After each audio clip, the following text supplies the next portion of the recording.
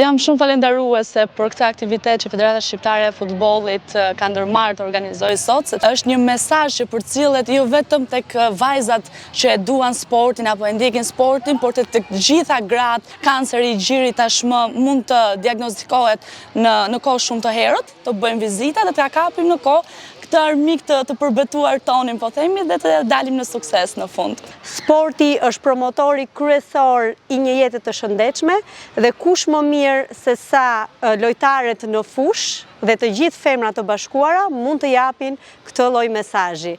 Të jemi bashkë të gjitha. Fakt është në vazhdim e aktiviteteve që ka organizuar Federata çdo herë për Tetorin Roz. Është e rëndësishme të bëjmë kontrollet rutinë në mënyrë që të mund të parandalojmë sëmundjen përpara se të jemi në një pikë që ndoshta ajo mund të marrë dhe jetën, sepse është sëmundje fatale. Gratë nuk lindin të forta, megjithatë jeta i bën të tilla duke kaluar çdo provë, çdo pengesë, dhe unë mendoj që ka gjithmonë vend për optimizëm, kur mos dorëzohen kontrollet vazhdueshme, jo vetëm muajin tetor, por gjatë gjithë 12 muajve të vitit. Duke organizuar evente të tilla, sidomos që kanë të bëjnë dhe me sportin, ne promovojmë jo vetëm një jetesë të shëndetshme duke bërë sport, po edhe promovojmë faktin që të gjitha ne duhet kujdesemi, duhet të drejtohemi në pikat shëndetësore dhe të bëjmë vizitat e duhura në mënyrë që të parandalojmë.